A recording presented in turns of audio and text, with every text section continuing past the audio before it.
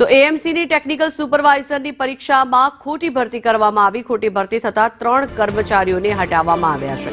ગત 18/8/2024 આ પરીક્ષા યોજાઈ હતી. પરીક્ષા બાદ આન્સર કી ઓનલાઈન કરવામાં આવી હતી. આન્સર કી ચકાસતા સમગ્ર આ ગોટાળો સામે આવ્યો. પોલીસ ફરિયાદ દાખલ કરવા કાર્યવાહી પણ હાથ ધરવામાં આવી છે. ત્યારે કમિશનર દ્વારા પુલકિત સતવારાને સસ્પેન્ડ કરવામાં આવ્યો છે.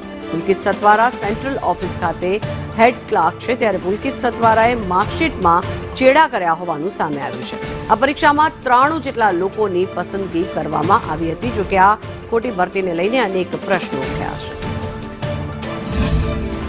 કદાચ કોઈ એક સ્પેસિફિક કેન્ડિડેટનું જે છે એમાં માર્કમાં થોડો ફેરફાર છે, તમે ચેક કરાવી લેવું. એટલે તાત્કાલિક અમે સેન્ટ્રલ ઓફિસે સેમ ડે અમે આ ચેક કરાયું તો અમને એક ઉમેદવાર આમાં પહેલા મળ્યો.